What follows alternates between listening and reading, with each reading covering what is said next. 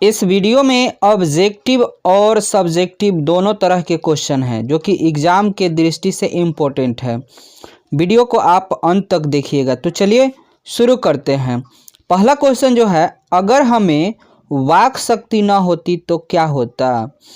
तो देखिए, अगर हमें वाक शक्ति ना होती, वाक शक्ति का मतलब बोलने की शक्ति ना होती, तो यह समस्त दृष्टि मतलब यह सारी दुनिया गूंगी प्रतीत होती।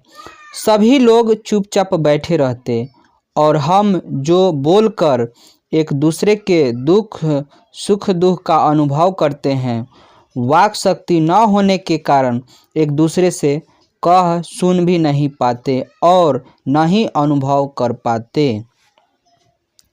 अगला क्वेश्चन जो है, बातचीत के संबंध में वेन जॉनसन और एडिसन के क्या विचार हैं। तो देखिएगा, बातचीत के संबंध में वेन जॉनसन का मत है कि बोलने से ही मनुष्य के सही रूप का साक्षात्कार होता है। यह बहुत ही उचित जान पड़ता है। और वहीं पर देखिएगा, एडिसन का मत है कि असल बातचीत सिर्फ दो व्यक्तियों में ही हो सकती है, जिसका तात्पर्य हुआ जब दो आदमी होते हैं तभी अपनी दिल एक दूसरे के सामने खोलते हैं।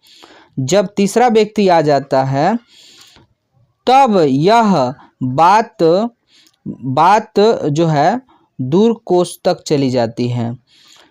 कहा भी है कि 6 कानों में पड़ी बात खुल जाती है। कहने का मतलब है कि अगर असल बातचीत है दो आदमियों के बीच में होता है, अगर तीसरा व्यक्ति कोई आ जाएगा तो बात बहुत फैल जाएगा।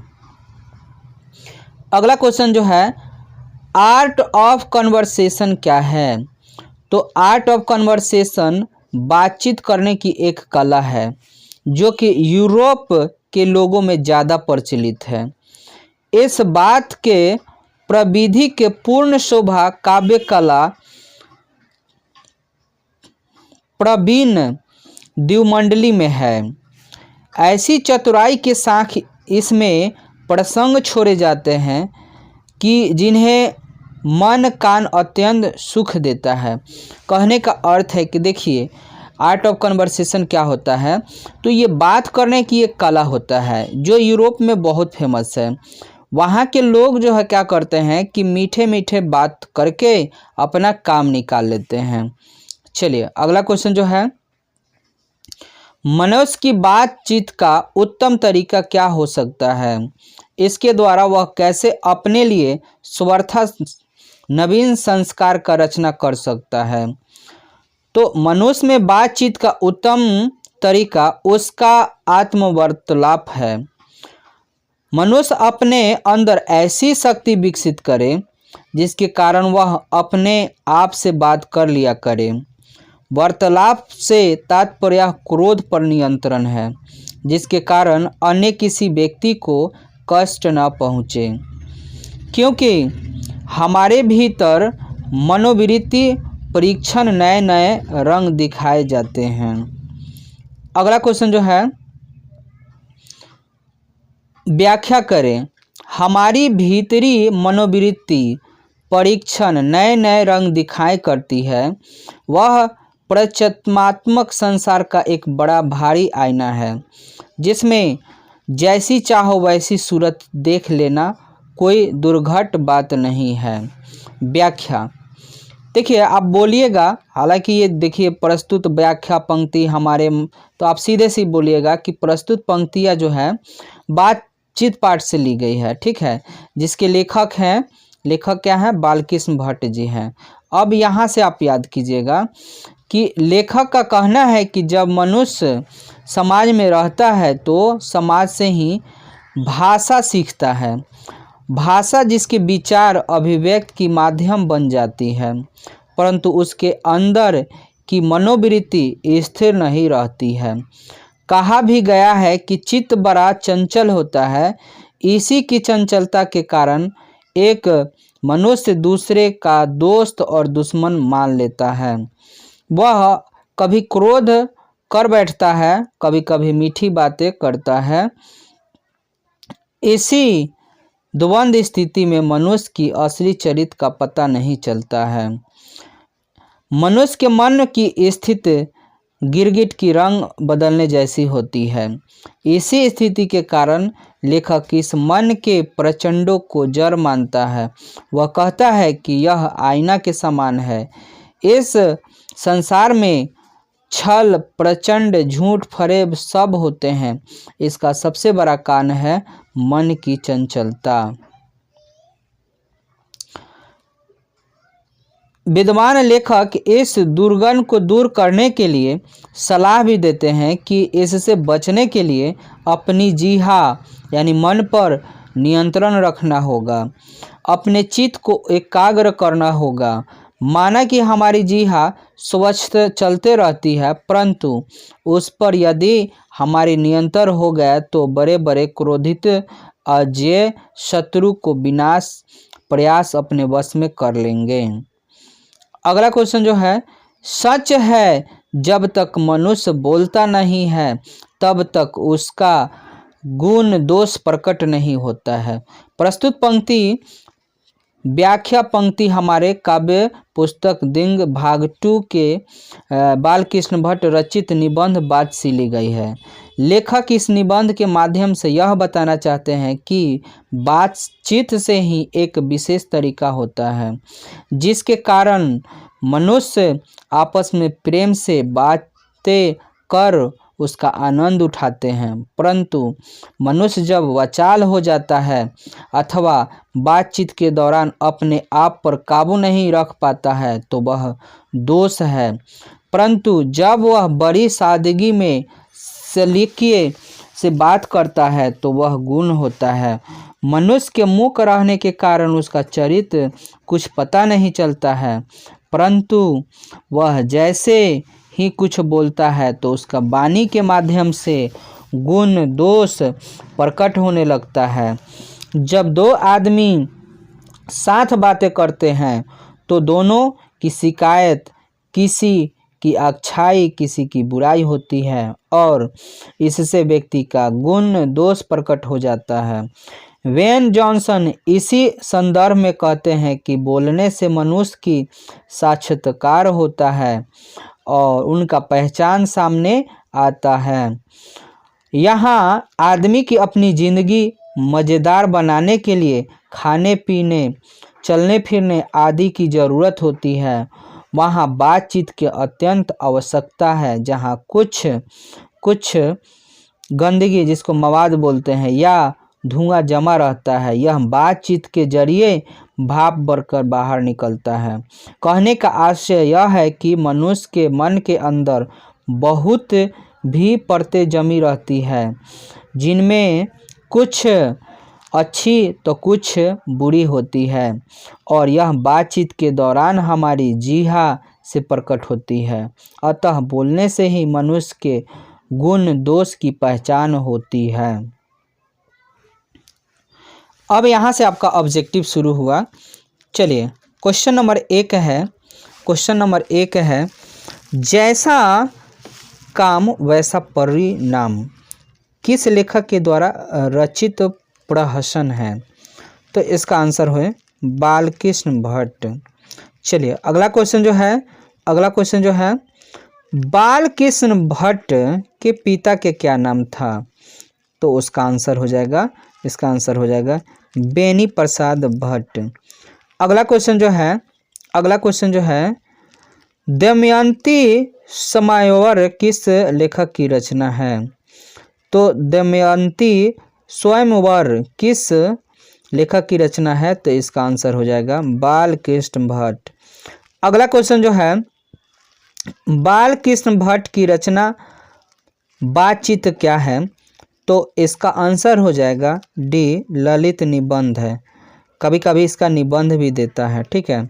चलिए अगला क्वेश्चन जो है बालकृष्ण भट्ट किस युग के निबंधकार थे? तो इसका आंसर हो जाएगा बी भरतेंदु युग के। अगला क्वेश्चन जो है मनुष्य की बातचीत का उत्तम तरीका क्या है? तो इसका आंसर हो जाएगा अवाक होकर अपने से बातचीत करना। कहने का मतलब है कि आत्मवार्तालाप, खुद से बातें करना। अगला क्वेश्चन जो है, संवाद में सबसे महत्वपूर्ण क्या है? तो 7 का आंसर हो जाएगा सी, आत्मीयता। अगला क्वेश्चन जो है, बाल कृष्ण भट्ट का जन्म हुआ था। बाल कृष्ण भट्ट का जन्म हुआ था, तो इसका आंसर हो जाएगा बी, इसका आंसर हो जाएगा 23 जून 1844 ईस्वी को। 23 जून 1844 ईस्वी को इसका आंसर, मतलब ये भी है, दोनों ऑप्शन सही है इसका। चलिए अगला क्वेश्चन जो है,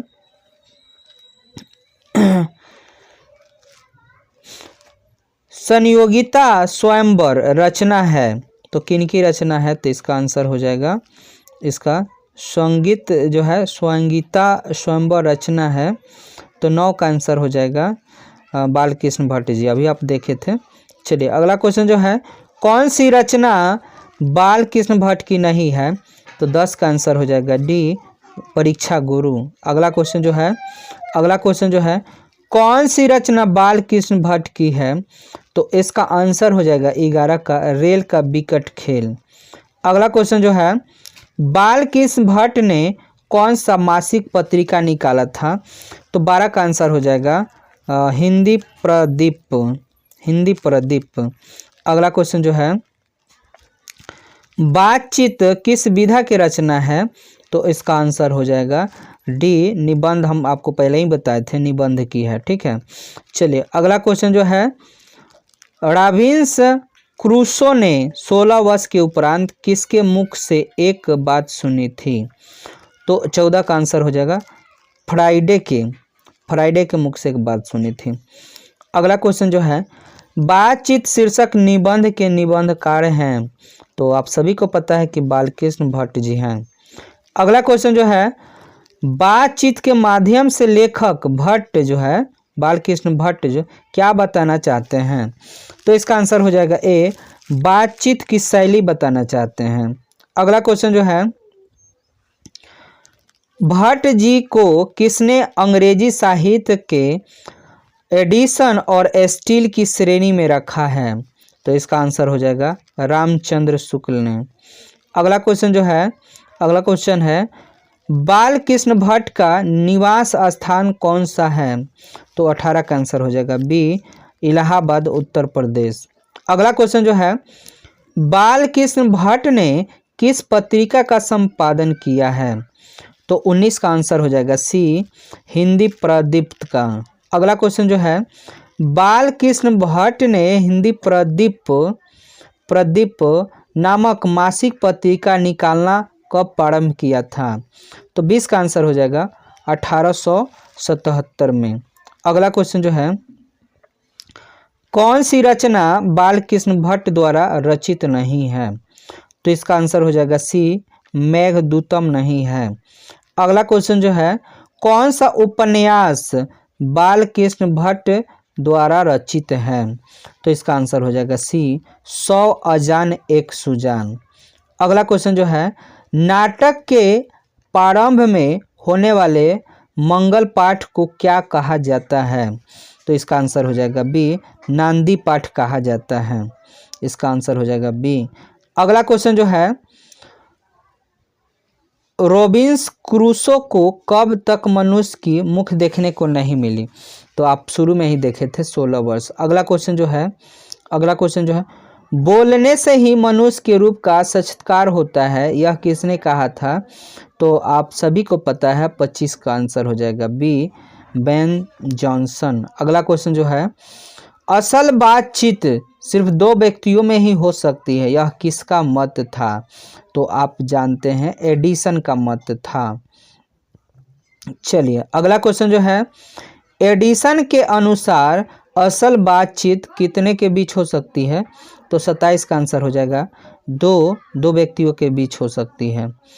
अगला क्वेश्चन है, बातचीत से मन किस प्रकार का हो जाता है?